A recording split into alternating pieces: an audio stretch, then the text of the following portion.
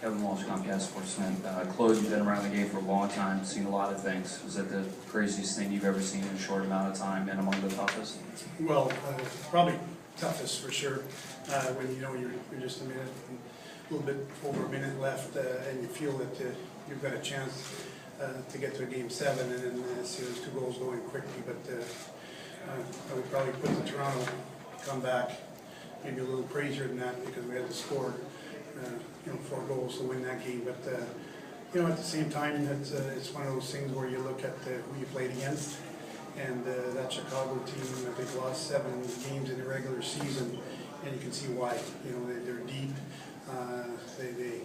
They got stronger as the series went on, and they're a great hockey club, and they need to be congratulated on that. But at the same time, I'm going to stand here and tell you how proud I am of our team, how those guys battled right till the end, and without getting into all these injuries today, because it's not the time, we battled through a lot.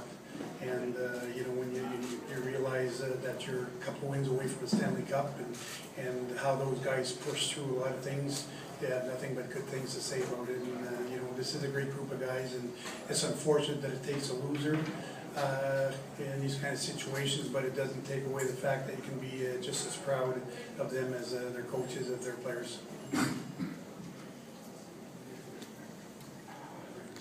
Claude, Neil Davidson from the Canadian Press. You said you didn't want to talk about the injuries, but can you give us a sense of just how badly your team was hurting going into this game? The reason I'm saying that is because, this is not a time to make excuses. They've got injuries too. And, as the series went on, or the series, talking about since the start of Stanley Cup, we had some injuries, and again, it's hard to keep guys out. They want to play through it, and some guys were able to do that.